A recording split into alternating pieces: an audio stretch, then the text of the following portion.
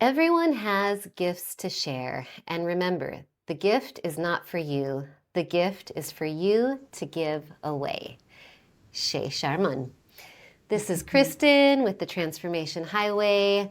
Thank you so much for joining us today. I am here with a very blessed woman that I'm so excited to connect with and commune on some thoughts and hear about her work. I've got Shay Sharmon here with me today.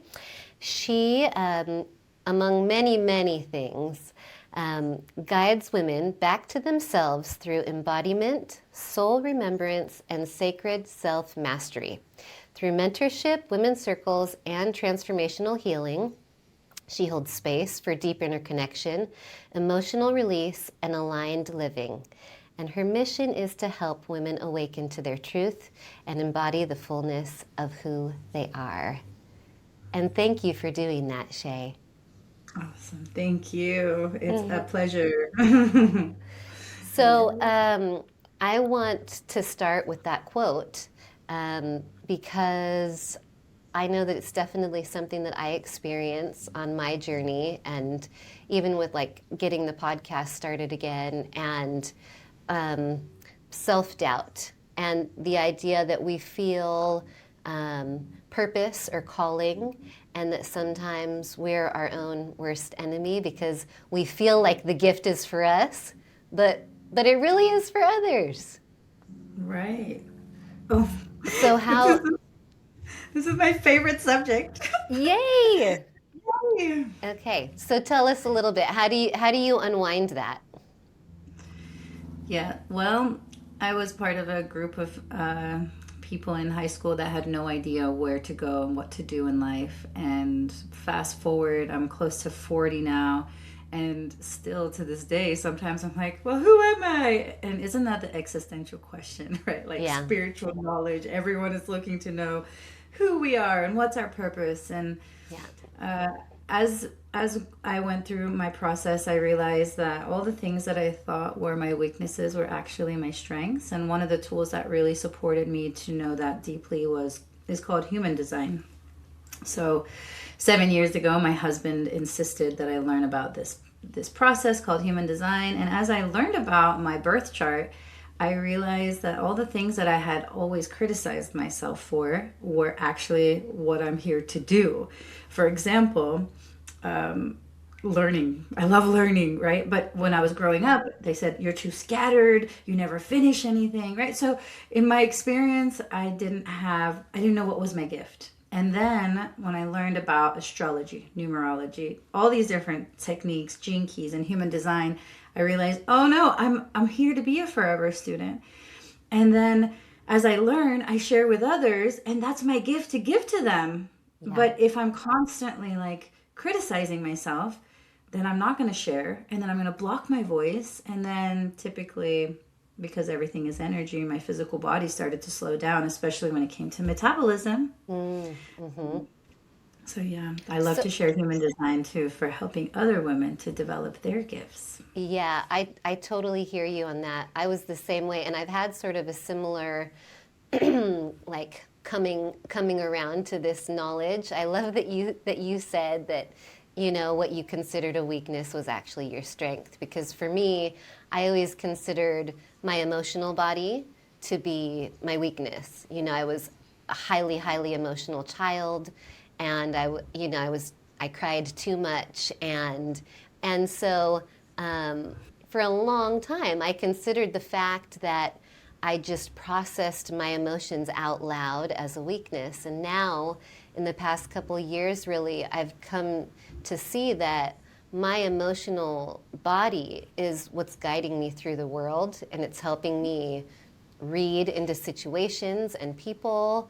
And it's also the bridge to my creativity. I mean, I started out as a songwriter early on, and my songs were always emotional. And so, like, the emotion, the creativity, the spiritual connection, being connected to source, it's all part of it. And how nice it is to come around and get to tell yourself, oh, I'm on the right track. I'm actually going in the right direction.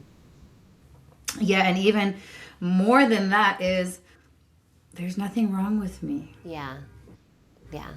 Absolutely. 'Cause the mind is always playing tricks and like giving you all of this confirmation that you haven't done enough. You need to do more, provide value. Like, what's your credentials? And it's like, I don't know. I just want to love people. Can So what like is there anything that kind of helped you um, let go of the doubt or the self-doubt? Or I mean, I know that coming into those practices, but were there other things that kind of softened that and transformed it for you?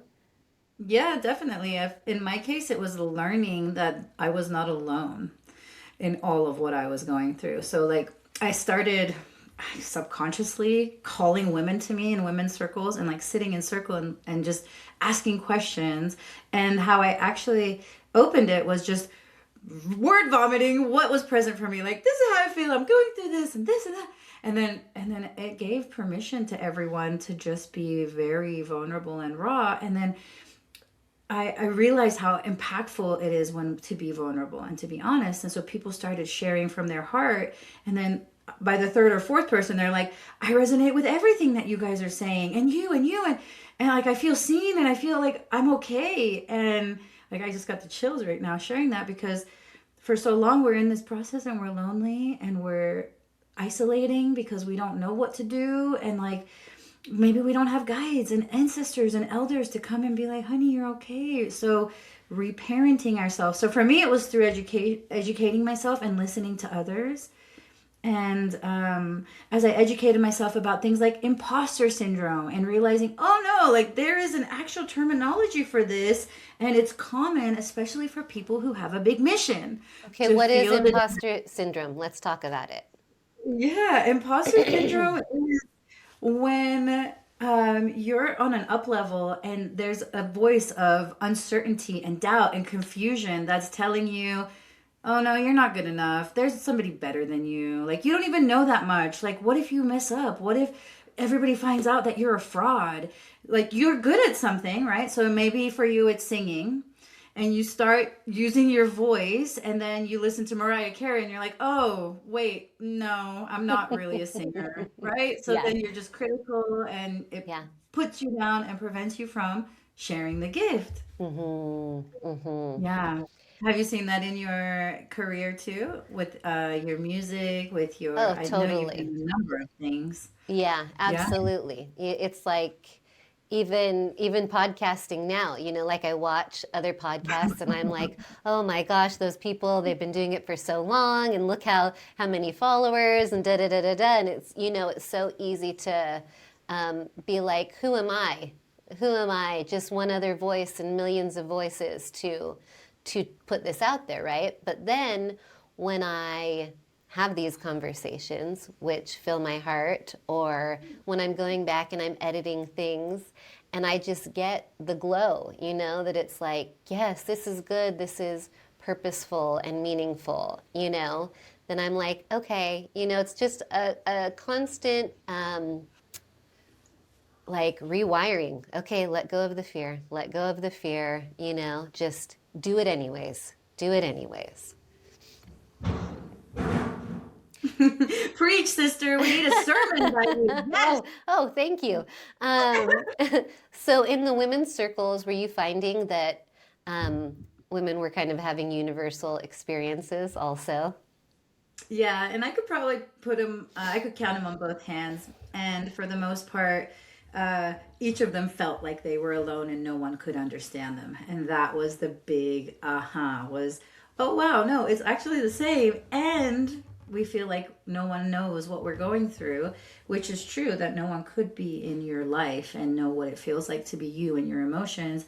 And when somebody is vulnerable and says like, I've been violated and I've been hiding this for 20 years, all of a sudden you see the room shift and people are like, oh, I feel you, sister. Like, and then the deepest hugs and gratitude, like, because you were honest, now I'm going to go and speak to that person and say what I need to say. And so it's like a shift in consciousness, just from listening and having Yes. the courage to speak your heart. Mm-hmm. Absolutely. and Yeah. things that, we used to do regularly, kind of before modern Right. civilization, being in sisterhood and brotherhood. And now we are isolated in so many levels. I was just driving home today thinking how, because I have a bunch of stuff coming on across my feed right now about starting family compounds and intergenerational wealth and starting family businesses. And how we have it kind of hard in the modern world. Like we take it all upon ourselves to do and be everything as like two parents in a house and children in a house, all the stuff that has just the daily stuff, that has to get done. And then forget about the emotional stuff. Even in a relationship, we put it on each other to be the everything for each other, So, whereas that whole it takes a village, because then you've got like all these hands kind of lifting up and stepping in and helping with even the basic stuff of like meals or cleaning or not doing it all alone. Well, that's perfect segue into what I want to share today is that in order for me to be here for 1 hour of silence with you, I had my brother Greg take all three of my boys to the chiropractor appointment. I have my sister Maritza Oh, here who's cleaning and she just cleaned up after the kids and helped them get in the car. And so yeah, I've been building a community for the last couple of years based on principles and values. And now, fast forward, everyone like your feed is like, how do we live together? How do we do this? Like I want to do what I'm good at and I don't want to go get a job. And the economy is kind of like forcing people into like survival mode again with all this yeah. whatever's going on. Mm-hmm. So everyone is like it's in the consciousness. It's in It the is. collective. What are Mm-hmm. we going to do? We need to buy land. Mm-hmm. And people So are we just bought. done too. They want to be doing what their purpose is. They're tired of the grind and the rat race.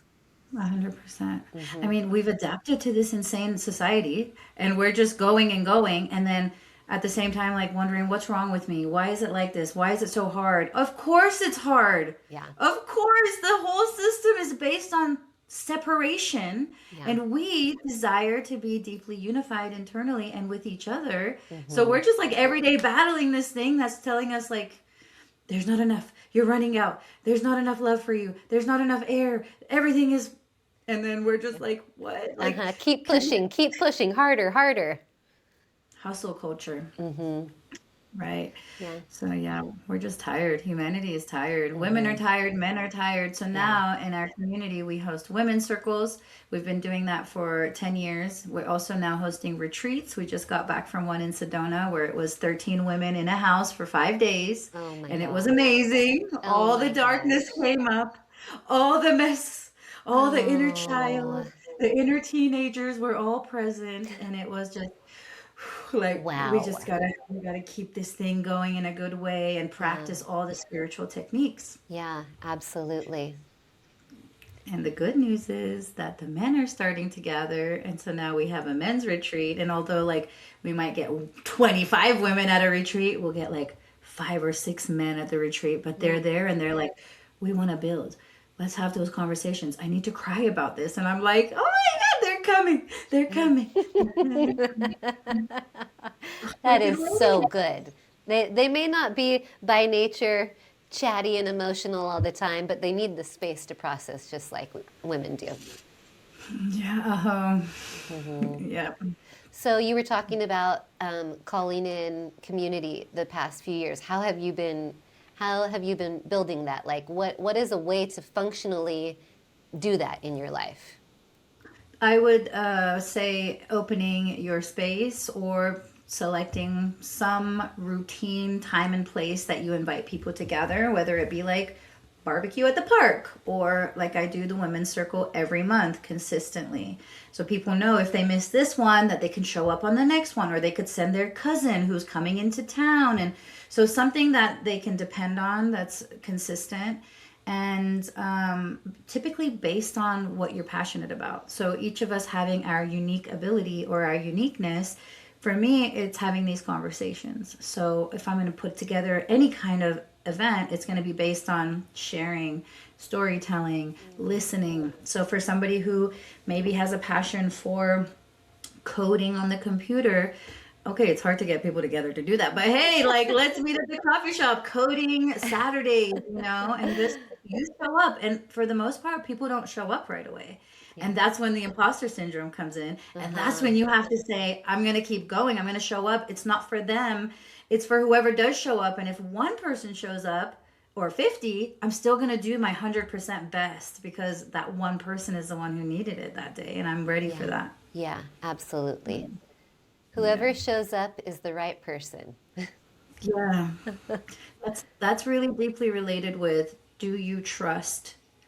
Can you trust that what's happening is exactly what needs to happen? Or do you feel like you need to control and manipulate and try to get people there and force them and make them feel guilty for not showing up? Or Mm-hmm. if they don't show up, they didn't need to show up. And maybe, okay, enjoy this time and you work on your plan and work on your vision, Yeah. educate yourself if that helps. But a lot of it has to do with how much you can trust. And most people were wired to be in the masculine, which is not trusting. It's all Mm-hmm. controlling, it's all Mm-hmm. manipulation. And so now we're saying, hey, everyone, trust and surrender. And people are just like, okay, that sounds like fancy spiritual words. Yeah, they're like, how? What does that even look like? It can be scary and vulnerable, and we don't like that. Yeah, that's Uh-huh. right. That's Hmm. right. You're touching on big points there with the feeling vulnerable. Hmm. And so a lot of this has to go back to the first 10 years of life where we received so many impacts from the outside world, from our family, friends, schoolmates, teachers, anybody in authority. And if there were any violations that took place, which come to find out in all these years of trauma healing work and holding space for ceremony, I have seen hundreds and hundreds and hundreds, maybe 1,000 experiences where someone is releasing and then afterwards they're like, oh my gosh, I was holding that for so long. Why is it so hard to let go? Like, I feel free. Thank you so much. Like, that was from when I was 7.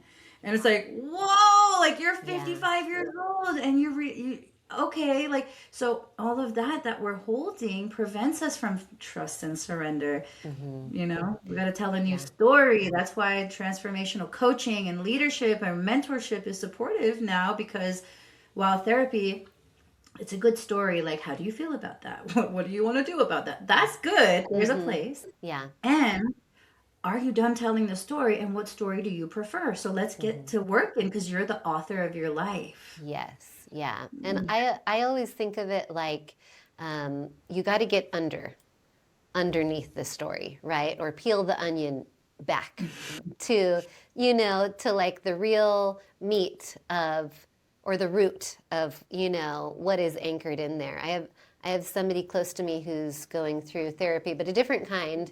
It's I can't remember what it's called, but it's with the eye movement back and forth, and EMD yeah, something. I think so. Yeah. Yep, and it's actually kind of puts this person into a trance state as they're going through, right? And just memories will come up, and what it's ended up being is a journey of kind of soul retrieval, of different aspects of the self, at different points of life, and different voices within the self, the child self, the teenage self, and it's funny because, oh, most of the time I think none of us realize what the heck is going on under the surface. Really, we're just like keeping our head above water. It's true. Yeah. And you don't know what you don't know. So Yeah, how would we know what healing is like if we don't have any examples of that? Conversations, classes, nothing. yeah, No, yeah, right? Yeah. and just depth of conversation. Again, being vulnerable, like when when we get together with friends or with family, how deep do we go? Who do we in our life let in a really deep way where we can start getting into those spaces? Yeah. Yep. And again, part of this journey for me has included a lot of this chop, chop, chop. Like, okay, like, love you, but I'll be over here and you keep going over there. Whereas Yeah. typically we're raised to believe like blood is thicker than water, family forever. And while I love that concept, Hmm. I was realizing that most of the time in bigger families, like cousins, we don't have a shared set of values. So your cousins could be living a completely different life than you, Hmm. and then you're expected to love and take a bullet for them, and but we don't share values. So how could I trust you to raise my kids? How could I feel safe? And so there's so much that happens in the family unit, and I Hmm. think a lot of us are still processing that, and Hmm. then learning how to communicate as adults when we don't really have a great example of that, unless you had a grandmother or this wise person in your life that was very peaceful, so that when things got chaotic, they were the embodiment of peace. But for the most part, we're on an emotional roller coaster here, and we're human, so it's Yeah. very emotional. And Hmm. most people don't have nervous system regulation, especially our elders, to show us like this is what it looks like when you just breathe and take a step back and go kind of over there for a few minutes or a few days until you're balanced, and then return to the space and leave the chaos behind, Yeah. and don't bring it into your home or your friendships and all of that. So yeah, the going back to the emotional thing that you were saying, like, Yeah. yes, it's Hmm. important. There's a couple directions I want to go with everything you just said right there, but first, I think I'll ask you. Okay, so emotional regulation. You are the proud mama of three beautiful baby boys and stepmom of three other beautiful children. Yes, so there's six chicks under your wings, and so I know that self regulation as a mom and teaching that to your kids must be high on the priority. How do you manage that in life? What's your way of doing that as a mom? Well, of course, it's a work in progress because there's so much that comes through our children. And especially if you believe in this, it's a concept, but the theory that when your child hits the age that you were when you had the violation, like let's say when you were violated or somebody yelled at you at 8 years old and that was very impactful, and now your child is 8 years old and they start showing similar things that maybe you either experienced or the aggressor in your life, and they start behaving like that. So then you get triggered, or I like to Mm-hmm. call it activated. I So like that. there's, yeah, so there's all Uh, of these moments where your child is going to mirror back all the unhealed wounds, all the sadness, the frustration, because from my belief, the level of consciousness that the mother had at the moment of conception is what that child is going to have. So if the mom and the dad conceived this child with so much love, so much gratitude, that child is going to have a certain energy, versus a mom and a dad who were just very, like just threw their legs in the air and created a life. It's going to have a totally different level of consciousness. But for the most part, we as women have so much unhealed energy in our womb, and the womb mm-hmm. being the garden of which that seed is planted. Mm-hmm. So when we conceive the child, now the child is here demonstrating all your unhealed stories, beliefs, feelings. And so it's an everyday work as a parent. A lot of people, they weren't ready for that. And I think that's why there's a lot of, issues between parents and children, and also the generation above us. We don't have a great connection too, because they don't have any emotional regulation either. So yeah, we have these beautiful kids who are going to consistently activate certain things inside of us. So the regulation is, the first thing that comes to my mind is just having gratitude for the opportunity to even have a child or to have breath. As somebody who has survived a couple of near death experiences and actually passed over and been brought back to life, when I was returned back to the planet, I realized, of course, we want to be here. This is fun. This is awesome. I want to be here. Like, why did I ever take this for granted? So, having this energy inside that's like, this is a privilege. It's an honor to be here no matter what's happening. If my child is behaving horribly, yelling, screaming, whatever, this is for me, not to me, for me. And so, Mm-hmm. like, finding the value in each moment through Mm-hmm. gratitude. And that Mm. helps me to regulate a lot. But of course, I have one child, 8 years old, who I conceived at a time where I was desperate, sad, wished my dad approved of me. I needed to feel safe, but no one could make me feel safe because I wasn't safe in my body. And I wanted approval and validation. And so now I have an 8 year old who is exactly like that. And it is an everyday work to show up with love when Mm-hmm. this being is ungrateful and fearful and demanding and hurtful. And it's Mm-hmm. like, this is myself at some point, like, I love Mm-hmm. you. Mm-hmm.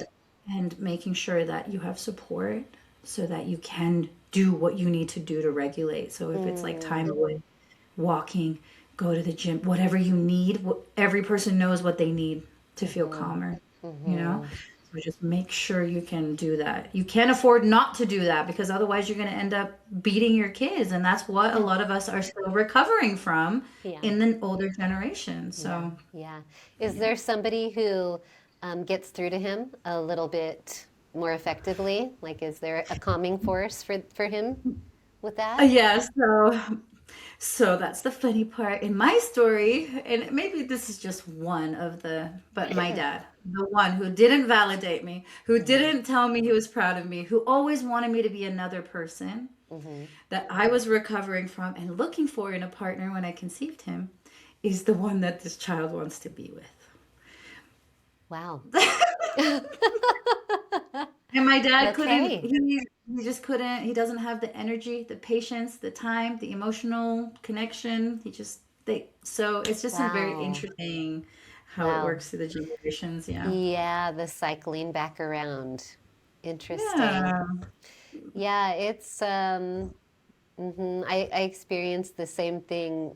I mean, for me, because I grew up in, well, I experienced a similar thing in that, um, like, once I became a mom, it was like one of, again, being really sensitive, one of like my top priorities has always been to have a really safe container in our home and emotionally safe, and that's, it's a big ask because it's hard to do. Just like you're saying, on any given day, parenting is challenging and showing up for different needs in different ways. Um, but I do feel like it is such an honor to be a parent and just the best thing I've done in my life, hands down. So, it inspires me to like regulate myself for sure and to encourage my husband to learn about self-regulation also as the Latin man that he is, which he's come a long ways. He's not as sensitive as I am, and he came from a house that was, everybody's doing that all the time. And so it's interesting, and also to watch like power dynamics, right, between parents and children. Yeah. It's such an interesting interplay because on one hand, yes, we are responsible for, you know, um, keeping them safe and providing, as parents, right?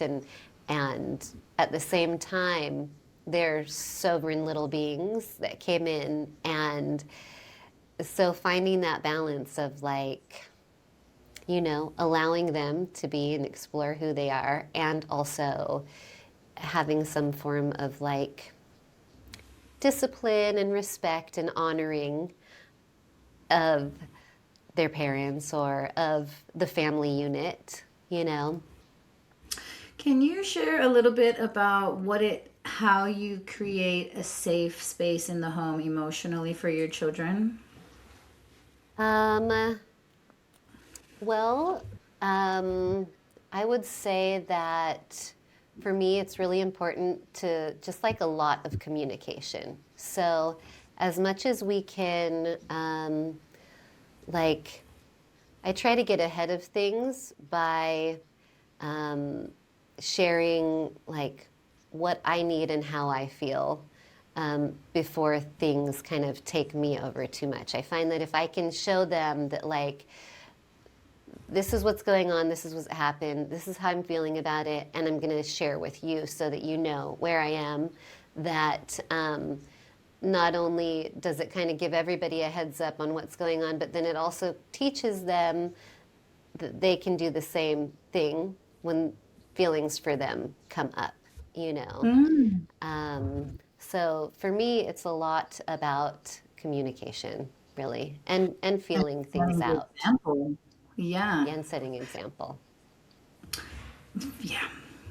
And not making it so personal, like mommy needs this, not like Uh-huh. you're creating something to me, but like I need Yeah. a very peaceful car right now, and you guys are jumping off the wall. Yeah. So mommy needs sleep.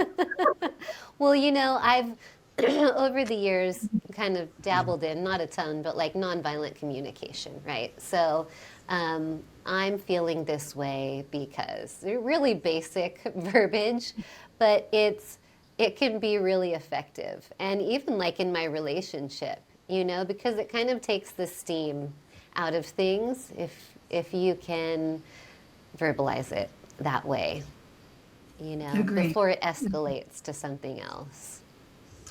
I feel like we need to bring back nonviolent communication. Seriously. Seriously. Mm. That should Mm. be like kindergarten. hmm This is how I'm feeling. Oh Yeah. my gosh, it's so simple, but it's so profound because most people wouldn't say that. Yeah. Everything. Mm. hmm Well, I think that we, um, like you're saying, we come from environments where we take on certain communication patterns and emotions override and reactions and responses override. And it's really hard to get yourself out of that once it's started. So you have to be really vigilant before, and even me, once I've hit a certain level, then I'm not even in the mindset to access that anymore, And that's when I have to step away and take a break and cool down so that I can get myself back to a level where I can communicate effectively. Yeah, and you have how many children? 4, Hmm. yeah, of all different stages. So I've got one about to graduate high school this year, and then 13, and just turned 9, and 5. So it's a little bit of practice with every with every stage, which you're kind of going through that too, right? How old are Yeah. are all the children? So I've been a stepmom to three girls for the last almost 8 years. So now they are 22, 19, and 16. But going back, 7 or 8 years, they were very young when I met them. And yeah, there's definitely a whole conversation to be had about being a step parent because Oh, you're I'm coming sure. into like a traumatized child who's already Yeah, feeling the separation, and now yeah, here comes this new energy that seems to be having fun with your dad and loving him, and they're having a great yeah, life, and your poor mom is over there, and yeah, there's so much there. So yeah. the three girls, I've been working. I haven't been working hard, but what I've been doing is being consistent for the hmm last 8 years with them. Like Good. they've had all of their feelings towards me and frustrations, and I never changed who I am. I never stopped loving them. I never stopped being there for them.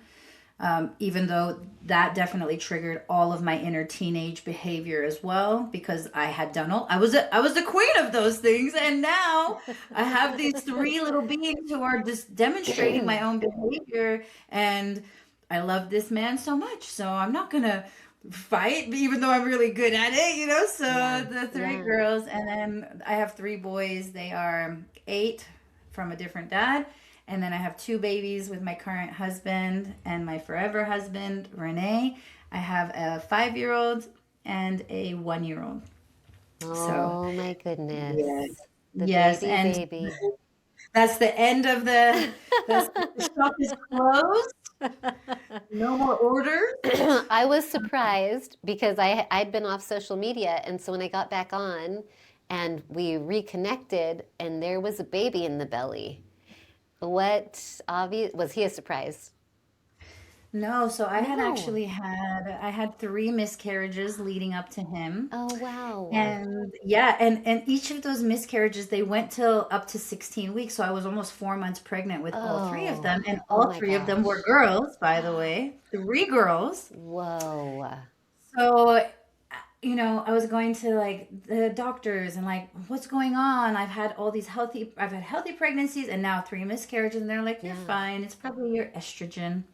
And I was like, no, I put my investigator hat on. I started Yeah. looking, using social media to like follow doctors who talk about these things and Yeah. found out that I have mold toxicity, which is called mycotoxin.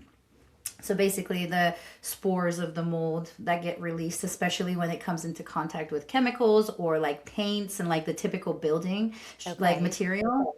So mold starts growing, a little bit of water under the sink, but like the paint that they used has lead and aluminum, and then the garnet garnish or whatever they call it, the finishing has another chemical, and now it's reacting with those and creating these mycotoxins that come out into the air, and when you breathe them you get it in your blood and it starts to affect your brain, your organs. It affects everything. It shows up as symptoms of all different kinds of diseases. Wow. And I realized I was super sick and I did blood work, urine analysis, and found out I had multiple types. But the two that I had, one was a fetotoxin, one was an embryocide. So at Oh.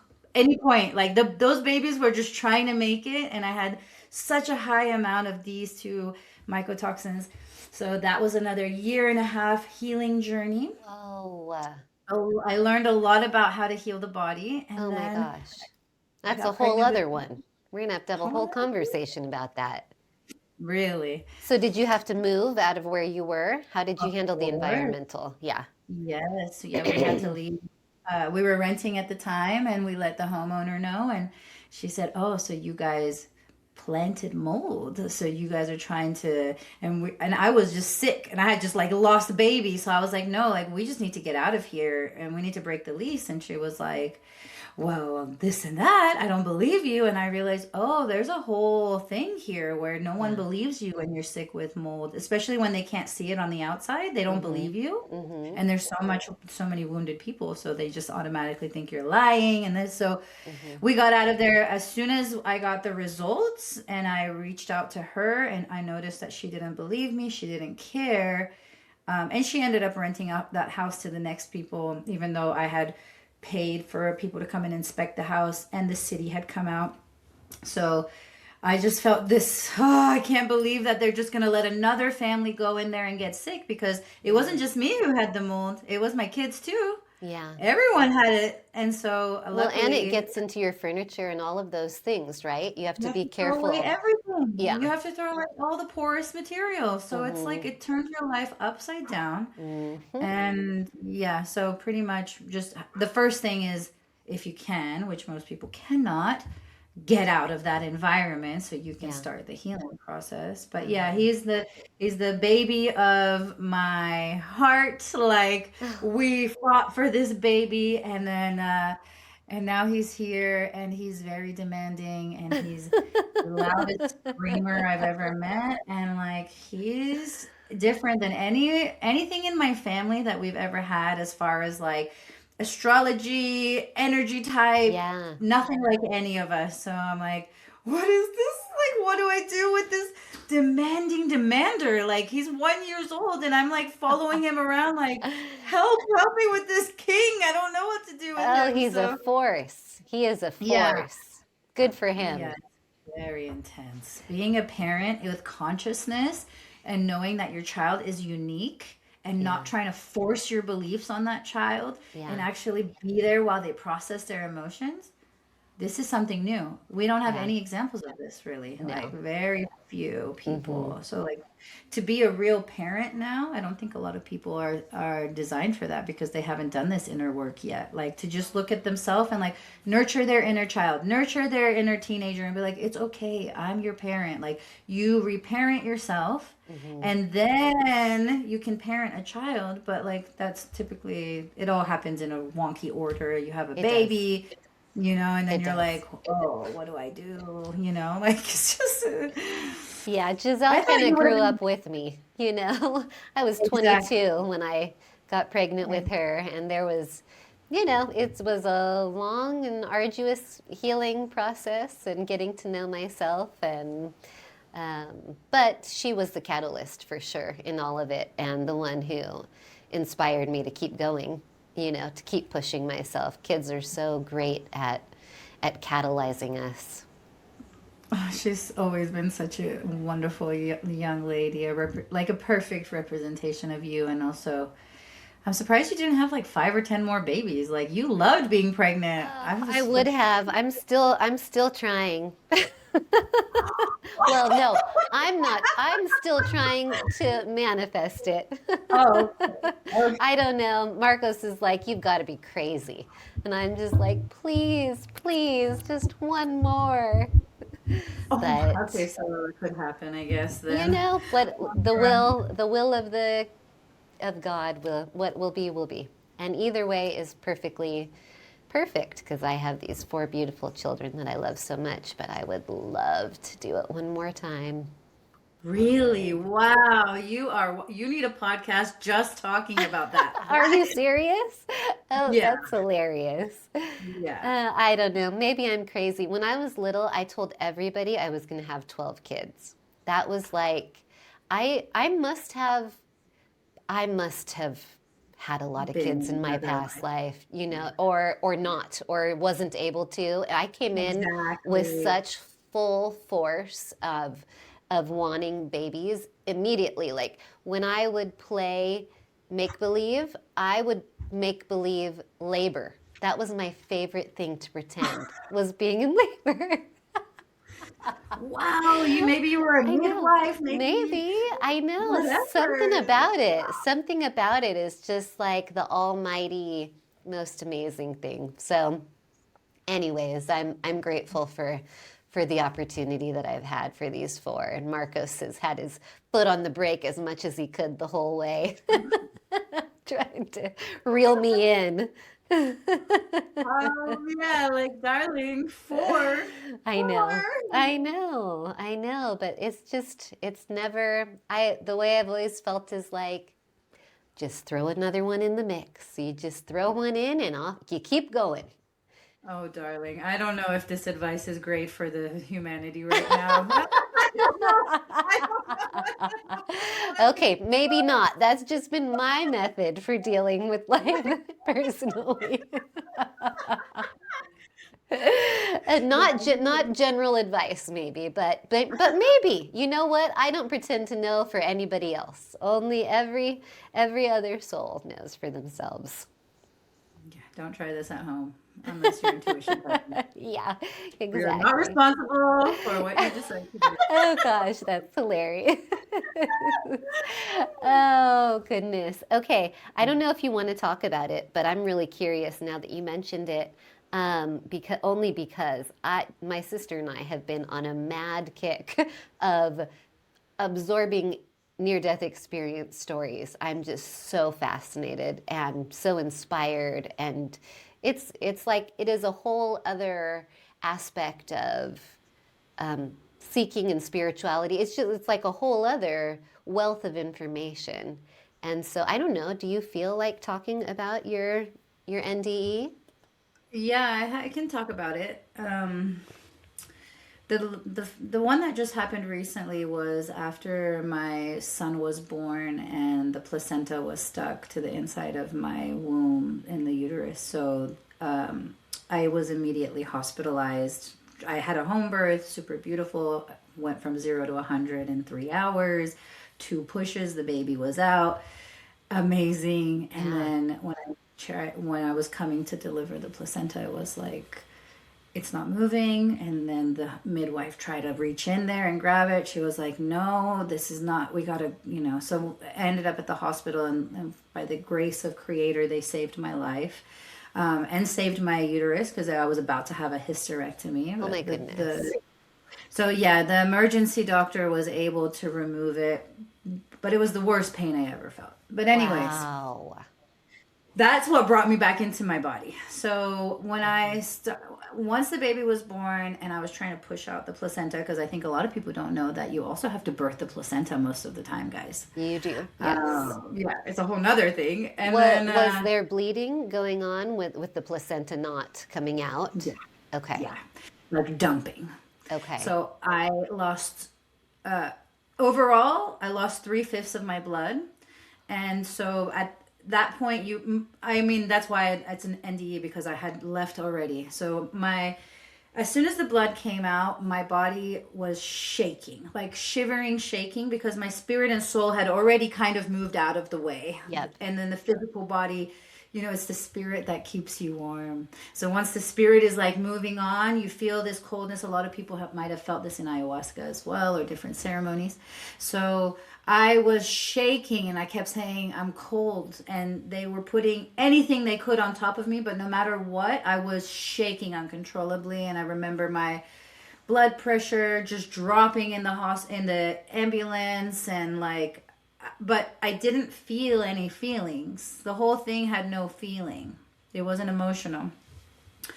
So I just remember looking up and seeing the firemen had put me into the gurney thing. And then the next time that I remember looking directly at somebody was when they were monitoring my blood in the ambulance. And I was just out of consciousness, and then in a moment, and then out, because they were just trying to stop the bleeding and give me blood at the same time, because they could see what was all happening. Yeah.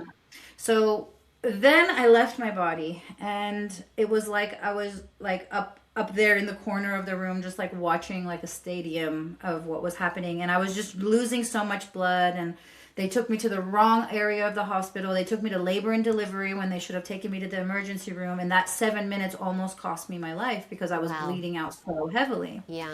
And then all the people were fighting. All the nurses, the emergency people were arguing about what needed to happen with me. And they were cussing each other out, and they were cussing under their breath.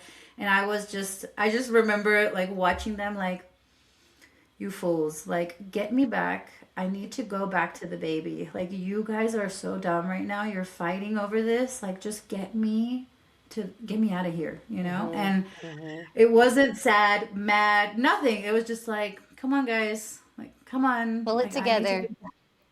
I need to go back. The baby was just born and I left. They were just like, so the baby needed milk. The baby needed this. And so I knew I need to go back to the baby and my husband. They need me right now. But it felt like, okay, if you guys don't get this together, like, I gotta go. It was so not emotional. And the only time I came back into my body was after when she went to reach, because she reached her whole arm into my uterus like this to pull out the thing.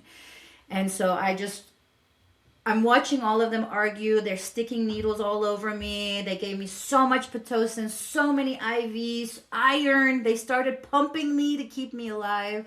And then just watching all these people, like, total arguments, separation, not cohesive, no plan, no direction. And then the doctor came in, and she's the one who did the thing, and she just put everyone at ease, like, I'm here, step back, and everything calmed down. She did this thing. I screamed so hard. I tried to like get out of my body, like, I don't know, in my body. I don't know. The pain was so great that's when I was like back, like, like, this hurts so bad. And then yeah, just everything kind of calmed down. Everything found its place.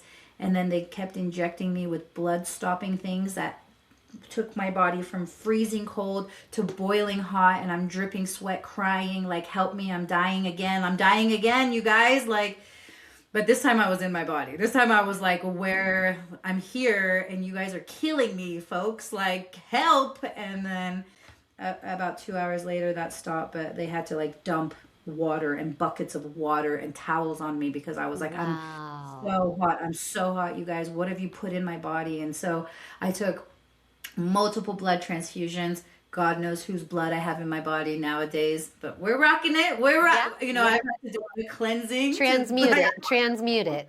Uh-huh. Yeah. luckily I'm the queen of You're transmutation high of my life. vibing. Yep. Yeah. Mm-hmm. And yeah, so the experience was like a zoomed out, neutral experience of like, do it or don't. Like, I need to, one way or another, something's got to happen here. And Yeah. watching the big picture, like from an ego view of like, these people are in conflict. These people are not cohesive. This is going well. Just take care of my body. And like watching my body and like seeing myself and feeling like nothing. I didn't feel like anything. It just seeing it and being like, what's going to happen next? And that was all that I could focus on, was like watching the show. Like it was it was an observation. It wasn't emotional. It wasn't even past or future. It was just observing. And I think in the spiritual teachings we're taught to attain this state without dying, because if you can get to this state of non-duality where you're just observing, you're just present, it's all just happening, then that's kind of the point. Like you can live Right. in peace, you can be in the moment. You don't have to Yep. think so much. So yeah, it was really an amazing experience. And afterwards, the hard part is realizing the impact that it had on so many people, and they thought they were going to lose me. And the beautiful part of this story that I want to share is when I left to the hospital, I couldn't think about what was happening to anyone else. My kids, my family. I knew I had had a baby, but I couldn't think about, is he okay? And my dearest friend Raquel, who was a doula, she started breastfeeding my baby. And she gave up her life for the next 5 days to be at my house Oh. 100%. And her whole family, her kids, her husband, all stayed at my house. 15 people slept at my house for 3 nights to be there for my family and my kids, because when I was giving birth, there was 15 people there, including kids. So Oh. everyone kind of watched me leave my body, and like there's even a picture of me when my spirit had moved out. I was like a gray skeleton. Whoa. So everybody was like a witness and was like, "Oh shit, like what's going to happen? Is she going to die?" And then my kids and everyone had just celebrated the baby, and then it was like, "Call Wow. the ambulance." Oh my And so gosh. they all just stayed put, and they were just there 100% walking the dogs, playing with my kids, keeping my husband like grounded. And they were coming to see me in the hospital. I was only gone for 3 or 4 days, but everything was on standstill. Like, are we going to have to raise this baby? Like, is Shay okay? Like, nobody knew. And it was, they just stuck Wow. together. Oh my gosh. What a journey. You have built a community. Look at that. The Yeah. proof is in the pudding right there. Oh my God. Wow. That Oh is my so God. beautiful. Did you get any pushback from the hospital for having been a home birth and going in under an emergency situation? Listen, somehow, no. Wow. Somehow it was like everyone was supportive and lovely in that moment. I don't Oh, that's so know. great. That is so great. I'm glad about that. Me So, what too. about, you've already really been on like your inner journey for quite a while, but one of the things that I hear about with NDEs is that um, certain awarenesses open up more. Like the Your filters gifts come through which online. your gifts come online. Yeah, the filters Yeah, change all of a sudden. Have you experienced that in a 100%. different way? 100%. Well, I also had another NDE that happened a couple years ago under I was working with a plant medicine, and I had so much mold and candida in my body when I took that medicine that it Okay. pretty much almost it killed me. Like it my body shut down. I went purple from the nose down, my entire body. It was a complete shock, trauma. Like Mhm. luckily my husband was able to save my life in that experience. And so that after that experience 3 or 4 years ago, I came back with real gratitude. Like I knew about gratitude practices and the theories and saying it, but Yeah. I really finally understood internally how to be grateful for my life. And that by being grateful for my life, it got rid of a lot of the mental mumbo jumbo that had me always for 35 years questioning myself, doubting myself, criticizing myself. Like all of that went away because I was grateful for who I was. I was like, oh no, I'm here. I'm meant to be here. Like, otherwise I would be dead, you know? Like, I'm meant to be here. Like, are you Yeah. serious? Yeah. Like, I'm needed.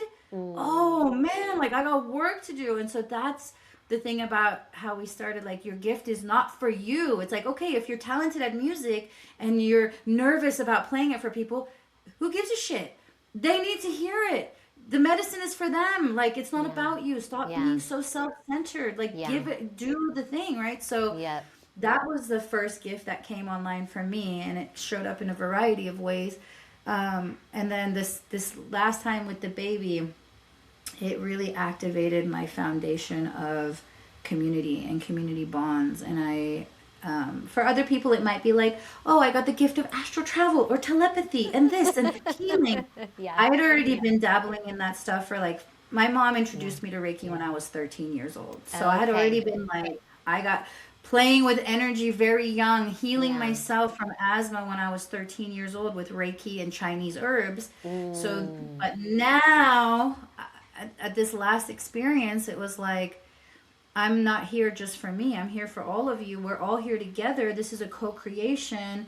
Let's build this thing for the next generation. And so my focus went from, because plus my recovery from this last NDE, I had to stay in bed for 3 months.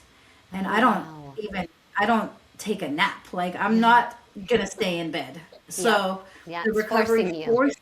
forced me. Hmm. And everyone came to be at my bedside and rub my feet and feed me. And I was so much shame, embarrassed, and like it had to melt away. Like all those things, Yeah. I had to purge them and like learn to receive because I'm the host, I'm the hospitable one. Like, I Hmm. open up my house to 50 people at a time and make sure everyone's needs are taken care of. But for once, I couldn't do a thing. I couldn't provide value. I couldn't be a helpful servant in the house.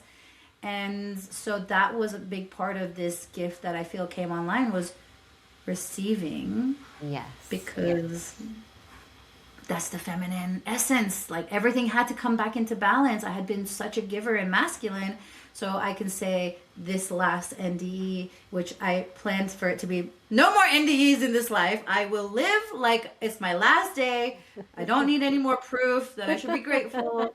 But it was to become into wholeness with myself and learn to receive.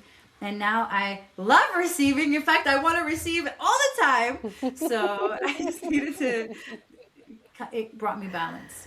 balance in my life. And I think that that's an important part of the community that you were talking about earlier is the giving and the receiving, is the learning how to receive. I think a lot of us aren't comfortable with that.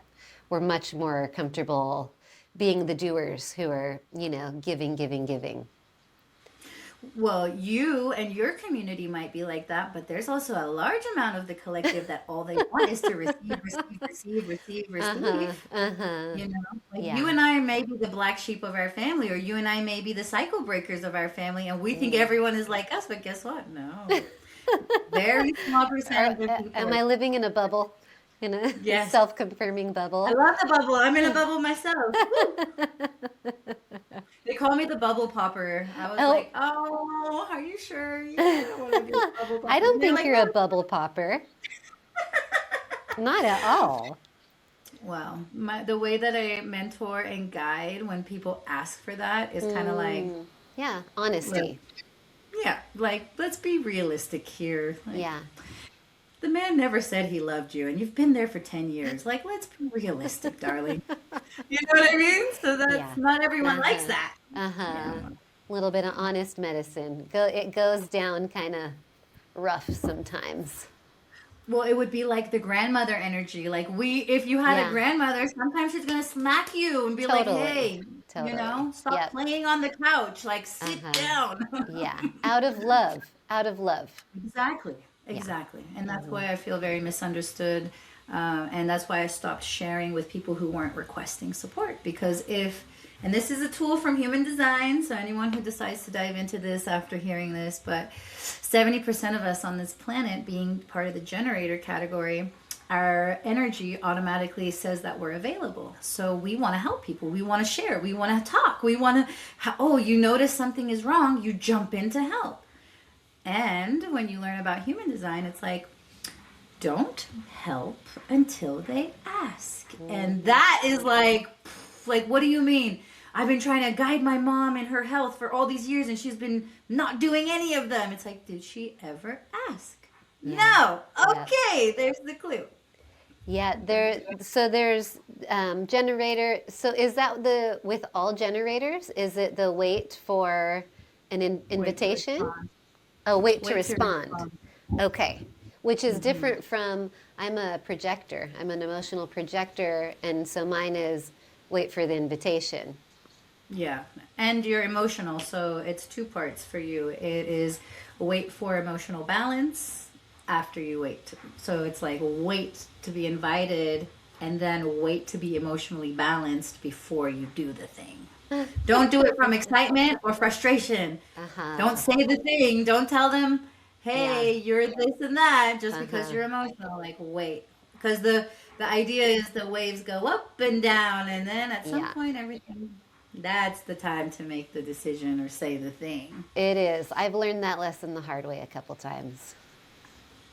So we've got a mix, and I love Human Design. I don't know that much, but the little bit that I've learned, even just about mine, it has really made so much sense, especially with the wait for the invitation, because energetically, I have never like the initiating it has never felt like the right energetic thing for me. Although with some things I have to, it's like nobody's going to make this podcast for me, so I guess I better initiate. But like understanding not only your own but your family's, like how their energy systems are working is so helpful. It's kind of a key into people.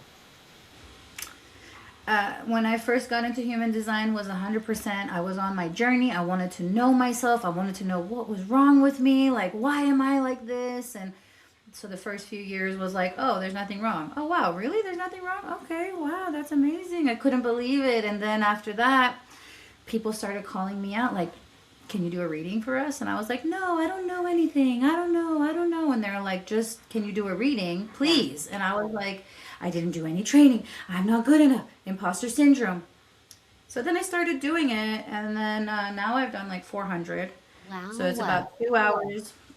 Takes me 2 hours over Zoom, but give like a full download about everything that you're destined to be according to your birth chart. Doesn't include like your traumas or life experiences and your family. Yeah. But if you're born at this place at this time and this is where all the constellations are above, it dictates that you're going to be like this. And ancestrally they knew that, and they would conceive children according to who they wanted to bring. So they were like, we need a leader. Let's have sex on this day so the baby comes on this day. Yeah. Like, that's incredible to think about that level of intention and consciousness. Yeah. And then, so you can look at your kids' birth charts. There's a lot of free resources. Of course, I suggest doing a reading with me because it's very thorough. Yeah. But do you do like couple readings where you can layer, or family readings if people want to look at dynamics? Absolutely. So first we do the parent who really cares about this, which would be whoever signs up, right? Usually the woman. So that takes me 2 hours. And then after that, in the next session, what we could do is look at all the children. And the way that I share that first 2 hours is teaching you how to read the chart. So it's not like I'm telling you, I'm like, when you see this, that means that. And here's all the resources. So I really do want moms. The reason I share Human Design today is for women who are going to be bringing forth children or have children, so that we can kind of stop the trauma from even happening, right? Because as a woman who's almost 40, I've been working in trauma healing for the last 8 years, very specifically, listening to stories of 30, 40, 50, 60, 70, 80-year-old people about what happened to them. And it's like, okay, let's heal that now. But what about if we could get it when you're at your 20s or when you're 15 or before it even happens? So if you Yeah. learn human design as a parent, you will see that your child is so unique and different than you. And you'll learn how to create the environment for them that's going to nourish their unique ability. Yes. And they're not going to be like you. They're not going to be eating like you. They don't need the same environment as you. And like that's also hard for parents, I think, because now you have to do more. You have to give your kids more, right? Like if you see one child is destined to hermit away in their room and they're going to be a musical artist and you don't have any musical abilities right now, like that's annoying because you're like, Relate. how do I relate? Yeah. Yeah. So, but then you're like, okay, well, I'll put the kid in a music school and then they'll find their way. And that's it. It's like not Yeah. that complicated, but it's so mental that Uh-huh. but yeah, human design is one of the best things I would say for any mom or somebody who wants to be a mom because once you know yourself and you don't think something is wrong with you anymore, when Yeah. the child comes, you don't think there's anything wrong with them either. You're like, you're perfect. Okay, cool. That's amazing. What do you like? How do you support couples with human design?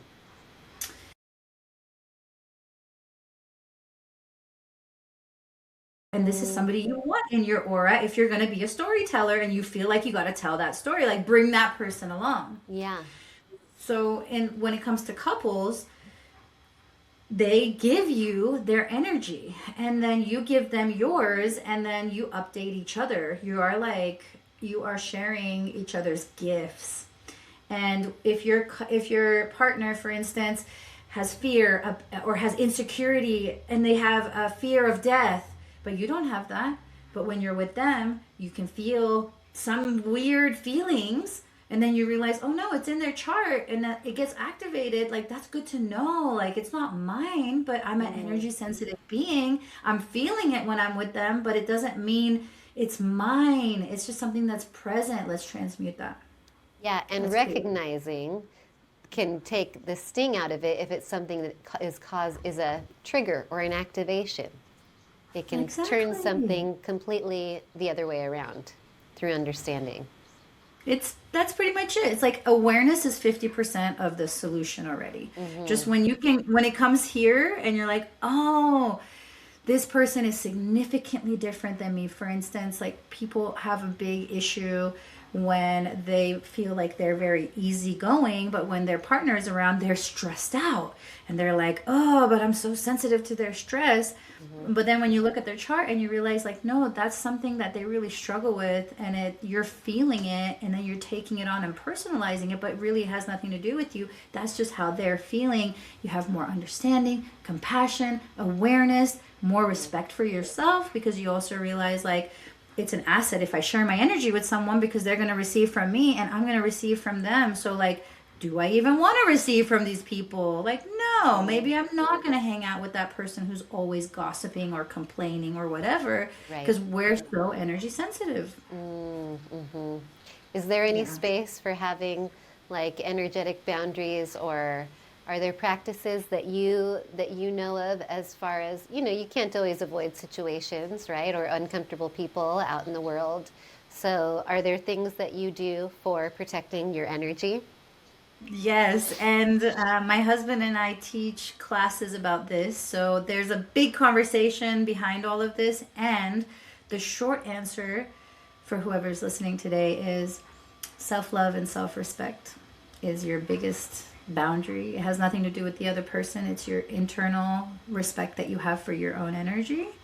And when somebody comes into your field, if you're clear about your values and your self love, then you're going to know how to navigate that. So if you have self love, for example, and somebody comes in and they are very angry and they're draining and they want to complain and they don't want solutions, you're going to feel like, well, this person is not open. I want to provide solutions. So let's be in touch again, after you go through your process, instead of trying to be there, fix them, save them, help them, be everything to them. Hmm. Because it becomes your boundary. You're like, well, I really respect myself. So I know that this person is not open, so I'm not going to spend my energy until at least they ask for that, you know? So, So it's about um, kind of waiting for the right time, the right timing.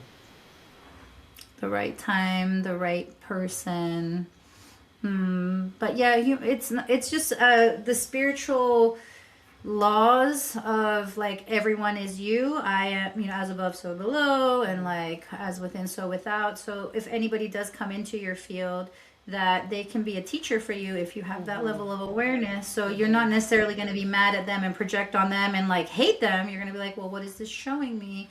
And then work on that internally. Yeah.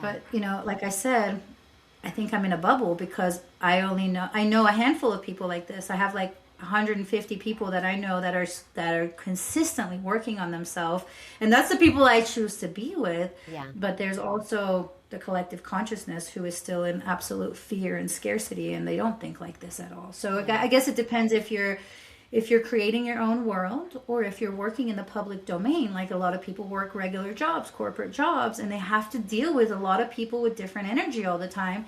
That's a different conversation. So for those people, I would say, of course, self-love and self-respect, but also before you go into a space that you know is going to be chaotic, just visually with the power of your mind creating this like security around you. It could be a bubble, it could be an egg, it could be light, it could be a rose, just creating whatever and zipping up your energy. Like I used to sit in the car and I used to go through all my chakras and tie everything.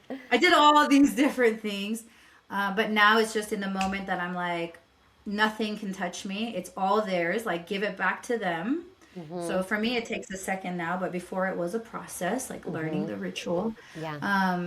So like protecting that. And then afterwards, if I'm feeling weird, funky, tired, whatever, I love to take a cold shower to recharge my energy and discharge everyone else's stuff. And Okay. also burn something.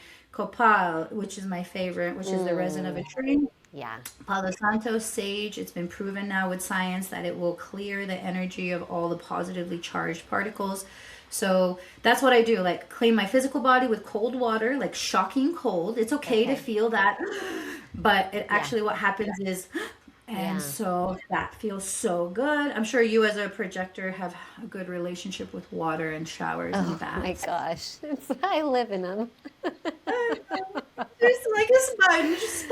Oh my gosh. I told my sister like last month because it's been intense. It's been an intense time in my life. And I'm like, I'm taking 2 baths a day, like full baths, full soaking long baths a day.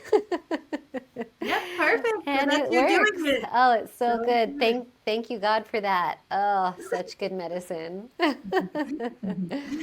Oh, darling. Yeah, it's been Yeah, so nice to hear from you today and I listen to. I miss know. you. Wow. I know. Do you Bravo. ever do your women's circles virtually, or are they all in person?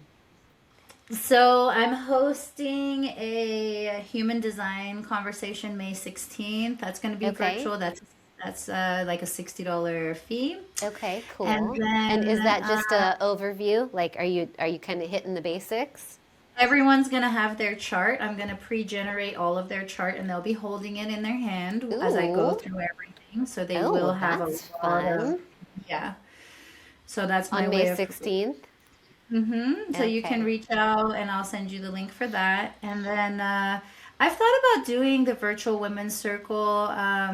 Currently, I opened up an event once a month and I noticed that not too many people were showing up. And for me, I have to like get a lot of childcare and make a lot of things Yeah. happen. Yes. Yeah. So yeah, I'm definitely open to doing that. But there's just something about being live in person with Yeah. people. Yeah. There's something about how it recodes your DNA because when you're with a group of women and you feel safe, at first it's like what's going on? Like are these people faking it? Like what is this? Like am I getting fooled right now? And we had one last week and a woman showed up and she was on the verge of tears and vomiting. Like, is this real? Are you guys joking? Like, you guys get together, you share, you cry, you hug each other, and then you eat together? Like, what? I've never even. And because it's a rewiring. Like if we felt unsafe and alone for so long, and now you go from that reality to another reality that's completely the opposite. So it's, and if you do that enough times, you balance the scales to the other side, because you felt scared for 50 years. Now you're feeling safe. It only takes 2 or 3 or 4 times of feeling safe and included and loved and accepted for things to shift in your mind radically, to be like, I'm all right. Like, I got my people, I got women out there doing the work. Like, even if you don't see them for a couple of months, like, you still feel this bond and connection because they witnessed you, they listened to you, they loved you, even though you were saying all the horrible things about yourself, and they were like, I love you. So I really suggest people get together in person, and if they can make it out. Where I'm in Apple Hill in California, so like people have flown across the country to come and sit in a 2-hour circle with me because they've just been watching along and like, I want to be with these women. Like, how do I get involved? And I'm like, just come out, you know? So if you can make it out here.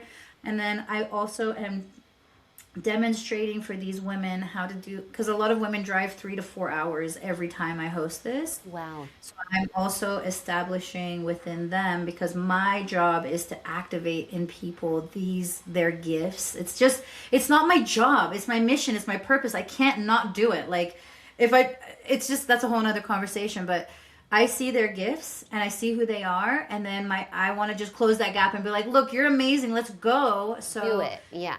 yeah, so showing these women how it's done, and then they show up in service. They help me clean the place, be with the kids, and then they see like, oh wow, this is a big expenditure of your energy. Like, you need support, and it's like, yeah, and you could do this for your community because you're having such profound, life-changing results. So like the women around me right now are finally ready to share their course, get on stage and talk, write their book. Like the women around me who have been gathering for 3 years, all of us are finally like, why not us? Like, we should be, let's Time. do this. Yeah. Support each other. Yeah. The time is now. Yeah. So I think just even with one women's circle, there's been a number of women who have gone back to their community and formally or informally just let people know on the third Saturday of the month, come over. And it's created like little ripple effects, you know? Yeah, It's absolutely. so good. And you're the second guest who has suggested that. That if you don't have a women's circle, start one. Be the person who is brave enough to open your door and, open your heart, put yourself out there. Yeah. I love that. That's confirmation. Yeah, Yay. absolutely. So where can people find you, Shay? I'm primarily via Instagram for now at Divinity Coach, and then I have a business page for Cosmovisions Inc. And I'm doing a lot of one-on-one work, and right now I am creating online courses that will be like 8 to 12 weeks for a very reasonable price, like $100, $200, so that we can start building the community virtually and having these conversations, because they're higher level conversations. Like what we're talking about today, not too many people can resonate with that right away, but it's good for the seeds to be planted. Yeah. So these courses that we're creating are for everybody. One is called The Art of Living, which is based on Toltec teachings of how to be present and enjoy your life. My husband is a medicine man from the Toltec lineage, and so he's going to be teaching that, and I'm supporting him. And then I'm also teaching a online course called Ignite the Divine Self. So I authored a book a couple years ago. It's called Ignite the Divine Self. You can find it on Amazon. Yeah, it's I put it very reasonable. It's $5. And you can also get it on Kindle. And it's just a lot of what we're talking about today, but those foundational things, like how do you protect your energy through breath, through sound, through nature, through presence, and how do you get to that point? And so it's a very practical guide. And I wrote that at the worst time of my life when I really needed a lot of support. And I needed to coach myself out of a really bad situation. And I did that by writing everything that I knew. I was like, I know this stuff. Like, I can't afford a $10,000 coach. What do I do? Like, okay, just do what you know you should do. Yeah. And so that's what I do now is I give people the book as a gift. I'm like, here, like I meet women and I right off the bat, I can feel this is for you. Like, here, I hope this helps you. Or I'll just like leave it at someone's house, like by the toilet with like a I love you. Just look at this sometimes when you're pooping. It's fine. Just open the book, you know? And then they're like, whoa, like this was so good. And so I also teach women how to write their book, the book of the story of their life. Yeah. Yeah, so good. So, so Yeah. good. I just wrote a book last year that uh-huh, yeah, What that a process, right? Writing a book, what oh a my gosh. It journey. is, yeah, it is such a commitment to self. And but so fun. So fun to put your voice on paper and to paint. I love painting with words, you know, just painting imagery and emotion with words. It's such a, I just love it so much. What is the book called? Well, it's called The Unconventional Life. Uh, there's a whole second part to that I can't remember right now because I haven't touched it for a few months. That's part of the craziness that's been going on. But basically, it was something that about 5 years ago, I had this seed for. I was like, okay, I'm going to write a book about. At first, I thought I was going to call it The Meditation of Motherhood. And then, so I charted out all of the chapters back then and put it in my journal, shut the journal, and was like, okay, when it's ready to come, it'll come. And then last year, at the beginning of the year, right at my 40th birthday, just all of the creative channels blew open for other reasons too. I had some other stuff going on in my life, and it all kind of convalesced into this explosion of like the return of my creative energy, and so it's really a book about building the life that you want, and in specific, this book is within the container of a family. Like life is an adventure, and it's temporal. We get the time that we get here, and we are active participants in creating what we want, and we get to write our own stories, and we get to build what are the priorities in our life, and build what our family looks like, and what our family culture is, and how we all want to express in the world, so it's really just an invitation to live your best life. Don't wait. Don't say tomorrow. Don't say in 2 years. Like, go do it now. Start with little steps every day, leaning into the life that you want, pulling back the things that bring you joy, things even from your childhood that maybe you wrote off, like find those things that bring real, authentic joy to you, and just start making a little bit of time in your life every day. Yeah. Yeah, all of Yeah, that. Yes, I yes, know. yes. Awesome. So, Bravo. yeah, I think, like you said, it's in the consciousness. I do feel like a rosebud. It's just like starting to bloom right now. And again, maybe I'm in a bubble. Maybe my algorithms and I'm surrounded by people who are blossoming. But I do feel like there is this underlying energy going on in the world that is people are ready to reclaim who they are. I agree. I agree completely. It's such a great time to be alive. It is. Yeah, super grateful. And I'm Me so too. grateful to you for joining me today and for calling on your childcare and just taking a moment to have this lovely conversation.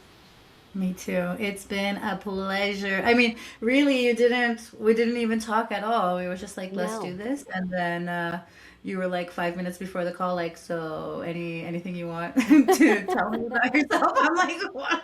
Who am I? I don't know. You want a blurb? Like, okay. Those are the best conversations. And actually, I have a whole book of questions that that I wrote down to ask, and I didn't ask any of them. So we'll have to have another conversation. Yeah, version two will come up at some point, but Yeah, I really absolutely. appreciate you so much for inviting me to do this. So fun. I feel like you have a lot to share too, so it's nice that you can share a little bit too, and then ask questions and share a little bit. It's good to hear from you as well because I see the teacher and the guide that you are for these people. So bravo! Thank you for your service to this planet, Kristen. Thank you, sis. To you too, Shay. What's your handle on Instagram? Divinity Coach. Okay, perfect. Alrighty, my dear. Well, thank you so very much and be well. You too. Thank you very much. Have a beautiful day. You too. Ciao.